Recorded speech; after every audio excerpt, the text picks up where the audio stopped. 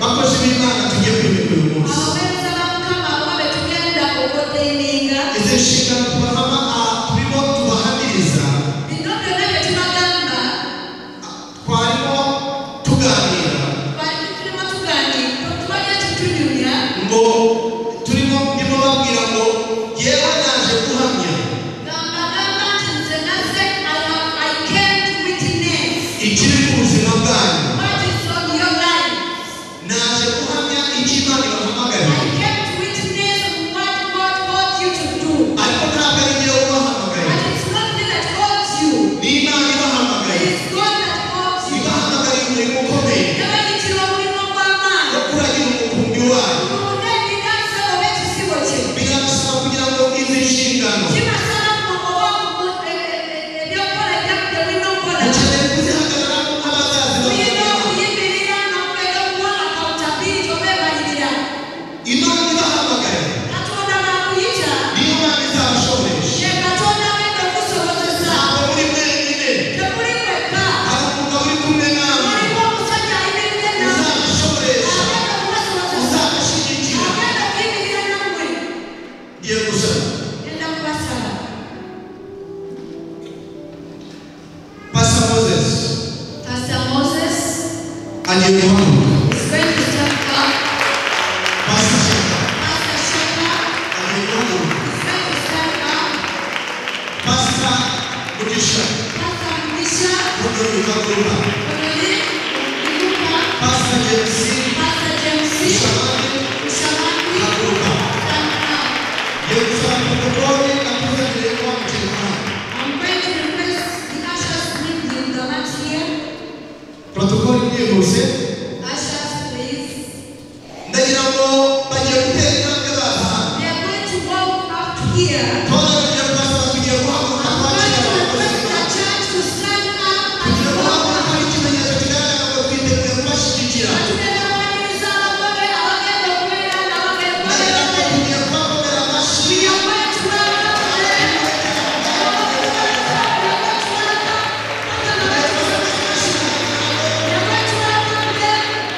kubakomera amashyi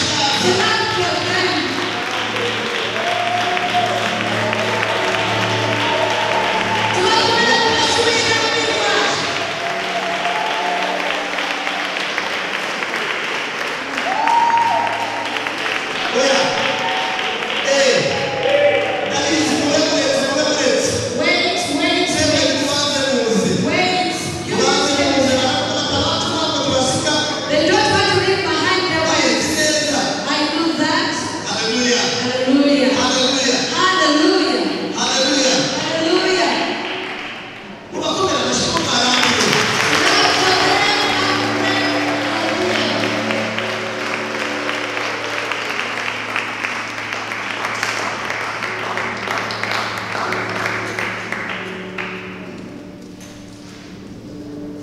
aba bagabo b'intarumikwa These men you see here, umurongo rwose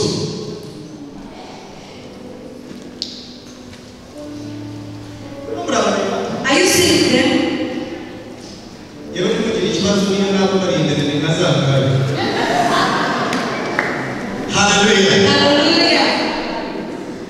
ngiye gusaba I'm going to request madamu wa Mugisha the wife to Mugisha, madamu wa Shaka Shama's wife, muza up here, ndetse muzabo pasi here, abo pasta mubiri Mchana Mugisha, Mchana Mama James,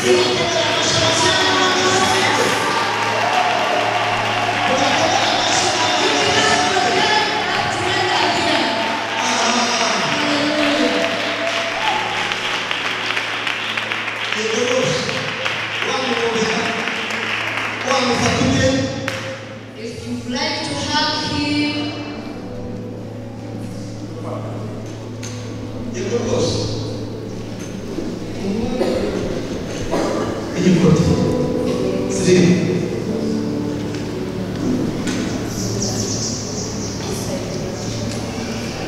ndagira ngo mubakomere amashyi clap for them.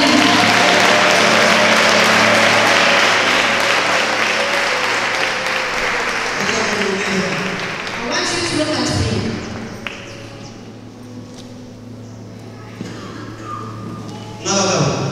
Men, do you want God to use you in an unusual way? Do you want God to use you in a special way? You can have your seats. Kindly have your seats. I want to tell you these words. First of all, in your lives, let God be number one in your lives. Let God be number one in your lives, whatever you do. Secondly, this woman that is with you, that before you were better than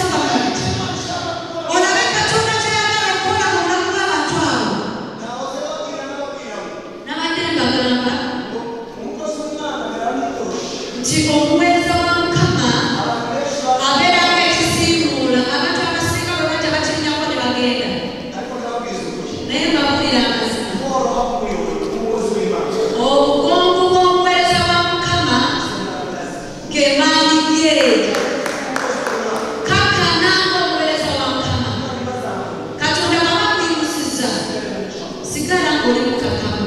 Pastor Honore. Pastor Honore. Uyu munsi tugiye kumwereka umushumba. Orera tugenda kutenga umusumba. Madamwe. No mucyara. Itorero rya Ntarama Worship Center. Church ya Ntarama Worship Center. Bari abakristo yobora. Diga zosumba. Mbere yo kuba muri kirima. Mbere yo kuba muri kirima. Gatuna wana gatuna. Katuna yana kusoma kulama kwe. Poi agamba. Kwikiza nyina Mungu. Rescue himself and even to those people whom he is preaching to. Ni years. Yes, chamwendo ndio. Abantu abo Katonda agenda kubakoza ekikulu. Musumba kokadde.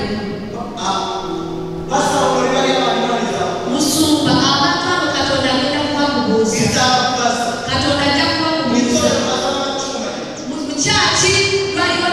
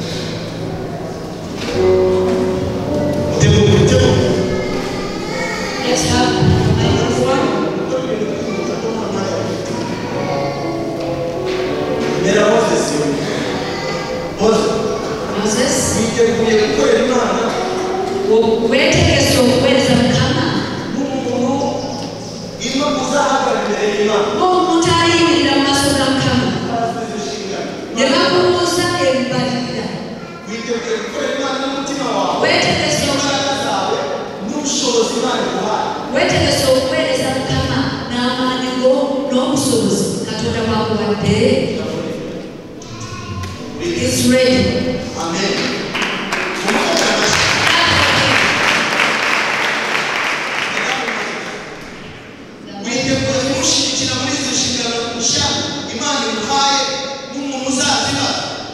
Madam Moses, wetegese okuwanirira Mr. Moses mwebyo Katonda byamuyitidde okukola. Ye. Pastor James. Witeguye gukorera Imana n'umutima wawe wose. Wetegese okuweereza Mukama n'omutima gwo. Wetegese okuweereza Mukama mu mulimu gwe.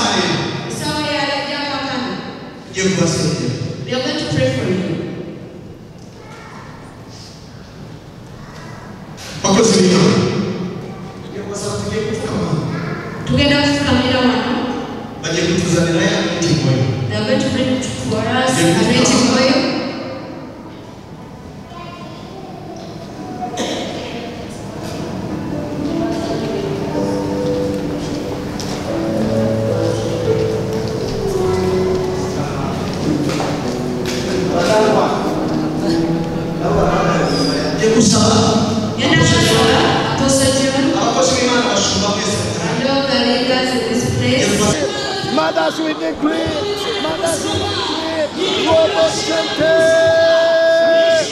Robo Center,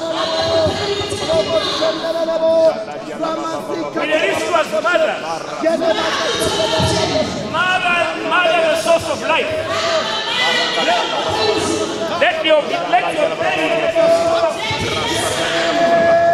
men and women. In the name of Jesus, we present to you these men of God. Lord, you have called them into this noble cause. May you, Lord Almighty God, anoint them. We are here as witnesses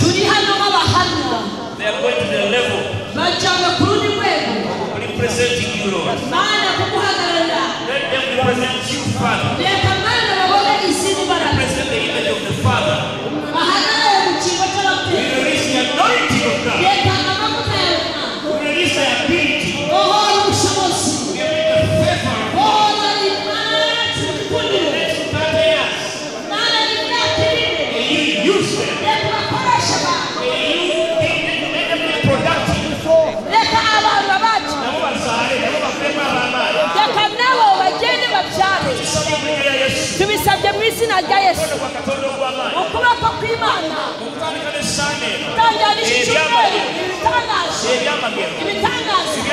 ibitangaza reka abarwayi bakire reka abafite ibibazo bakire mwami Imana yacu areka w'Imana barira ibirenge byabo ku nda zabo imitwe yabo mu maboko yabo mu matwi yabo mu izina rya Yesu Kristo.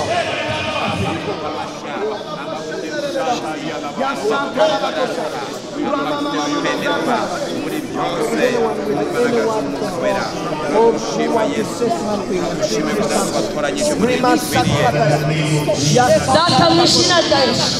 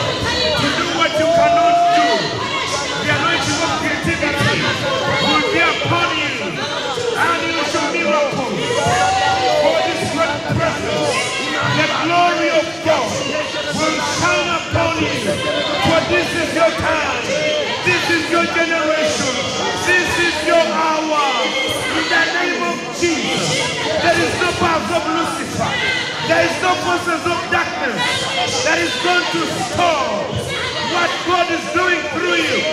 In the mighty name of Jesus. Standing for now.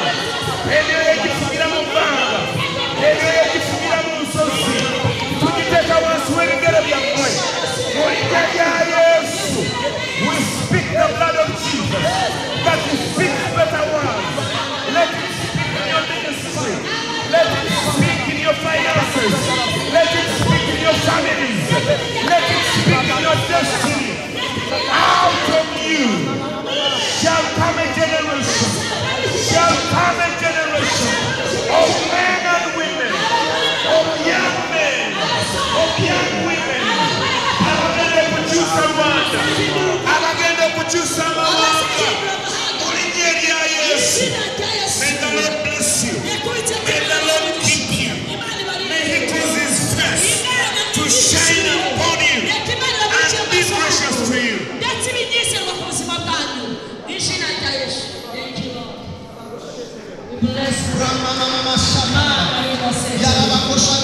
I decree and declare that when new beginning has come, I'll be your spiritual father. I want you. Jesus, His blessings upon you. His blessings upon you.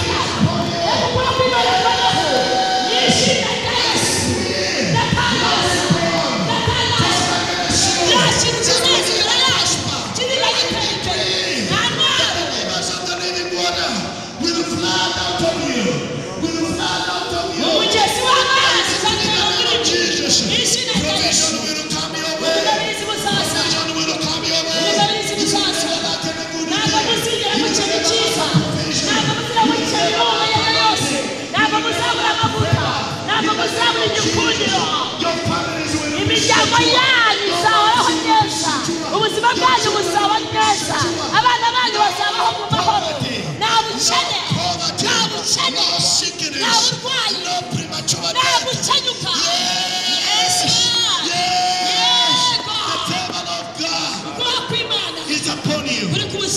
I decree that what I will not be able to do, you will do.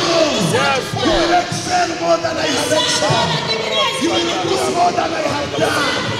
You are I decree double portion upon you. Double portion upon you. Double portion upon you. Double portion upon you. Double portion. Holy Spirit.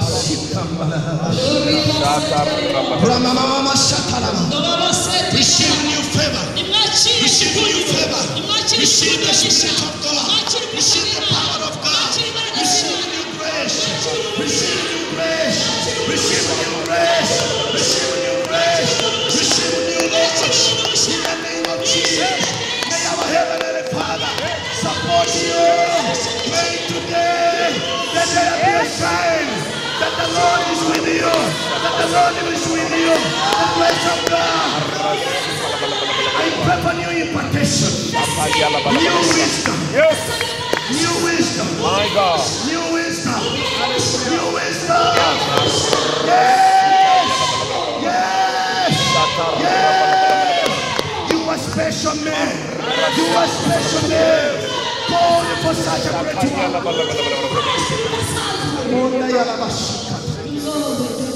We give your name the glory. My God. Thank you, Lord. Let me request their wives to kneel down with them.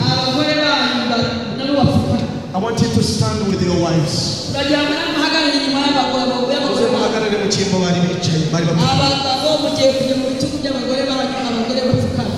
Oh Jesus. Behind a great man, there must be a great woman. We are praying a special grace. Women of God, there is a grace of God. There is a favor of God. There is a power of God. You are the mothers, not only for your children, but for the body of Christ. You are the mothers. You are the mothers of the season. There is a new grace in the name of Jesus. Ramanda Yarabako Shatara. Yarabako Tarabako Senderebo. There is anointing on. Ramasika Yarabako Shatara. Yalamazita Rabako Shatara. Yarabako Taraba. Ramanda Yarabako Shatara. Men of God, let's pray for them. Mothers we decree. Mothers we decree. Mothers we decree. Robo Shente. Robo Shente. Robo Shente. We release you as mother. Mother, the source of life. Let your belly produce men and women.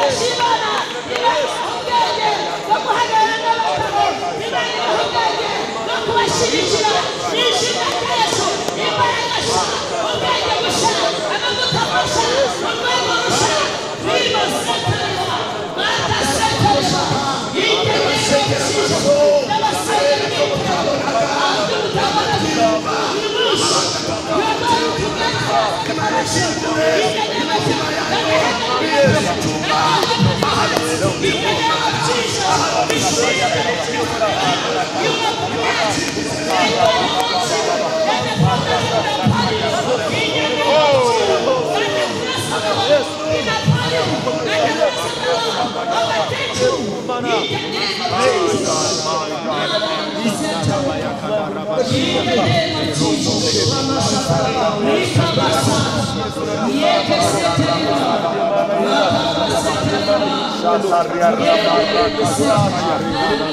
Nagira ngo tutange impano.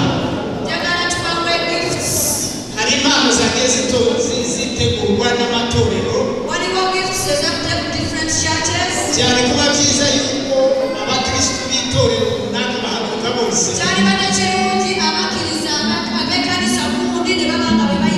Ariko muratwihanganira ko umwanya ugiye. Nagira ngo abatanga impano buri torero bahaguruka abantu batarenze batatu. Batatu barahagije kuza guhagararira.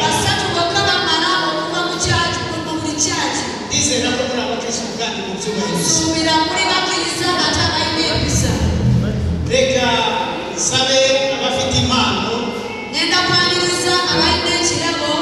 Itorero rya Musanze Worship Center.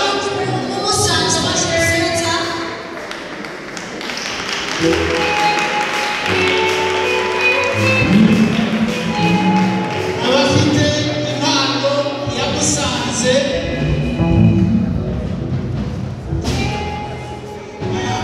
Ufite impano ya mama pasteur abanza yizane niyo ya mbere. Abanza yituzanire.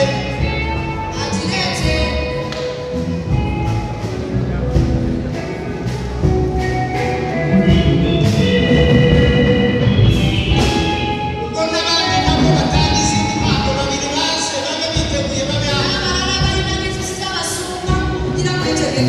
Reka Adamu Pastor abone gushimira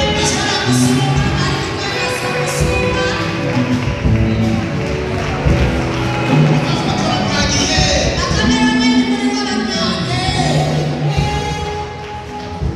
Murakoze ikaba y'izindi mpano zibafasha.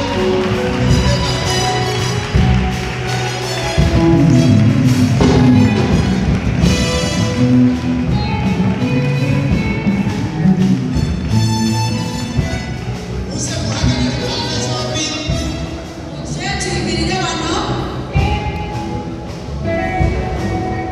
Wigire hino.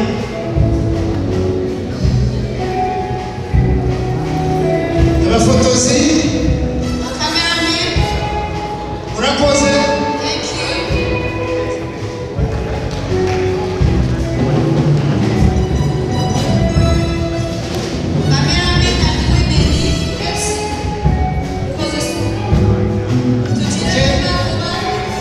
Murakoze ba cameraman mwihuta.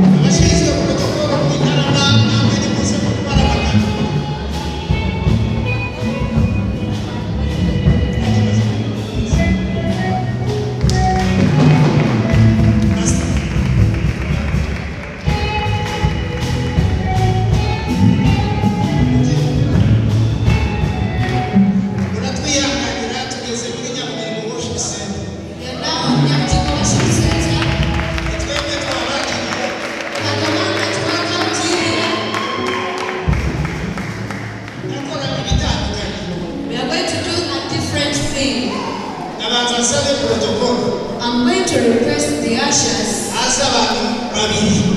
Two people. Pastor Shaka.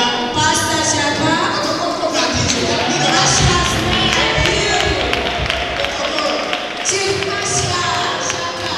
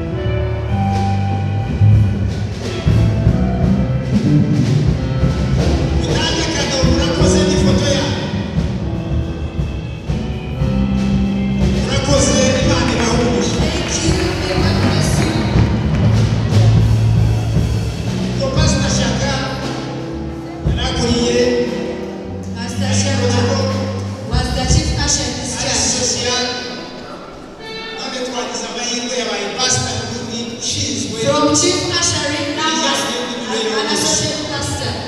Thank you.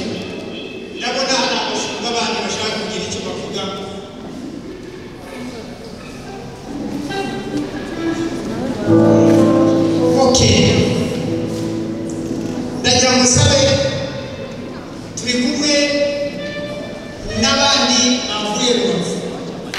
Baje baherekeje abakozi.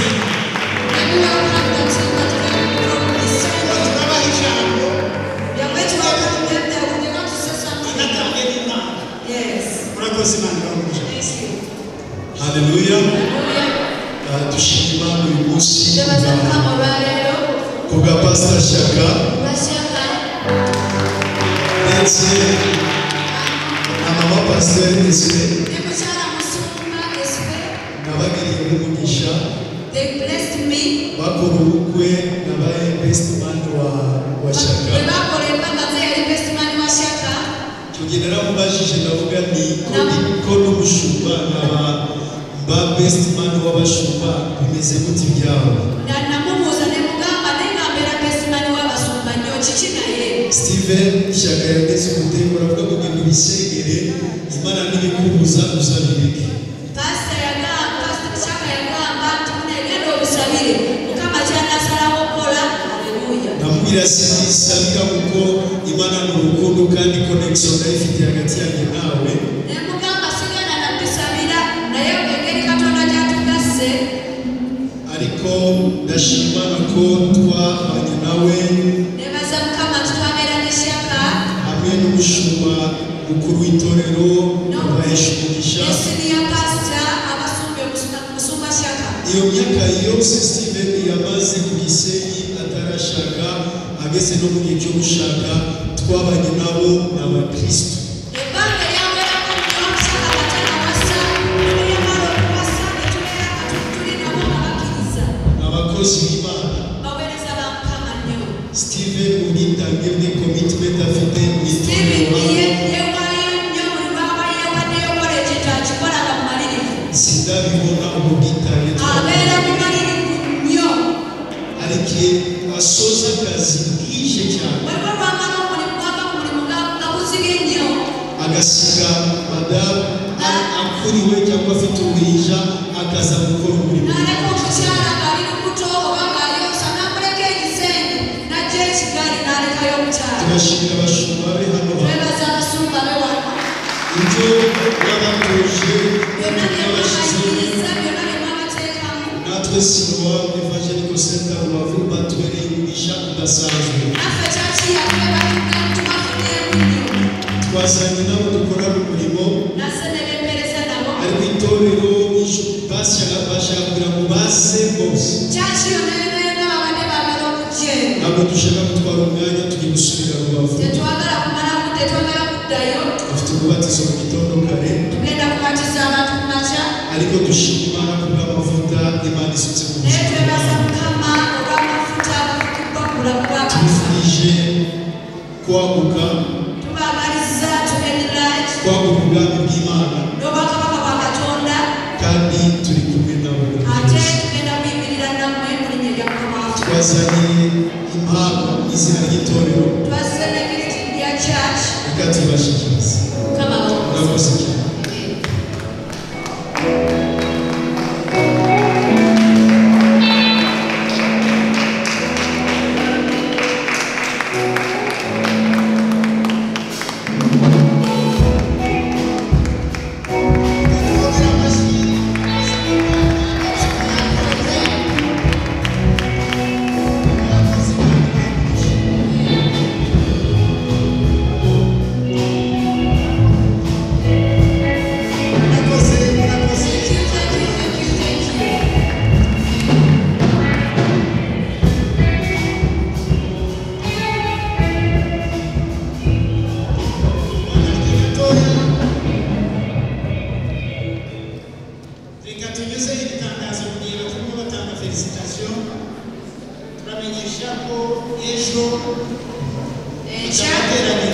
Tugenda kusaba ekanisa. Ntabwo tuzaterana saa 9. Tetugenda kugaana sawa 9. Tuzatangira saa 2. Tugenda kutandika sawa 2. Ijoro ry'amatesha. Tugenda kubeera n'okubalansa. Tugenda kubeera n'ekiro eky'ebyamagezi. Saa 2 tuzaba. Sawa 2 tugenda kubeera. Ez'olweggulo. Abagiye Rubavu bagende kandi mwakoze. Abaseeyo Mukama bawe okusa.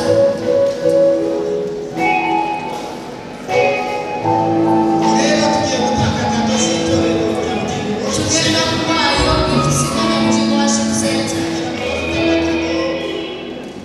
Maze hano Abalina gifts mujje. bashumba.